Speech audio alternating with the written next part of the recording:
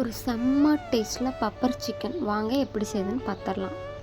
ஒரு மண் சட்டி எடுத்து அடுப்பில் வச்சுட்டு கொஞ்சமாக கடலெண்ணெய் சேர்த்துட்டு கொஞ்சம் சோம்பு ஒரு பிஞ்சு கடுகு சேர்த்துடலாம்.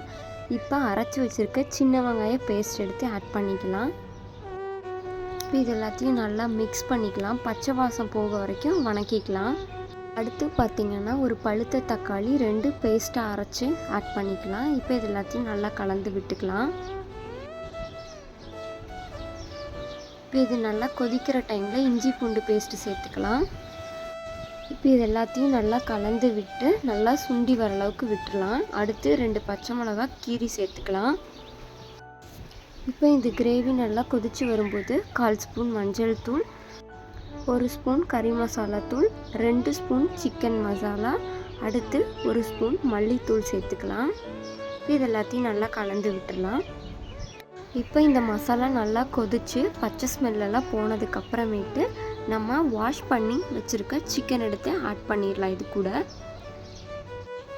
இப்போ சிக்கனை ஆட் பண்ணிவிட்டு எல்லாத்தையும் நல்லா மிக்ஸ் பண்ணிக்கலாம். இப்போ இது எல்லாத்தையும் நல்லா மிக்ஸ் பண்ணதுக்கப்புறம் கொஞ்சமாக தேவைக்கேற்ப உப்பு சேர்த்துக்கலாம். இப்போ இது எல்லாத்தையும் கலந்து விட்டுக்கலாம்.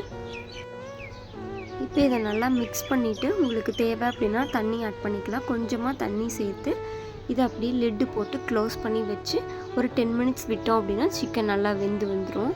இப்போ இந்த அளவுக்கு வெந்து வந்ததுக்கப்புறமேட்டு கொஞ்சமாக சீரகத்தூள், அடுத்து கொஞ்சமாக பெப்பர் சேர்த்து நல்லா மிக்ஸ் பண்ணி மல்லித்தழை புதினா தழை சாப் பண்ணி போட்டு இறக்கணும் அப்படின்னா நமக்கு சூப்பரான பெப்பர் சிக்கன் ரெடி.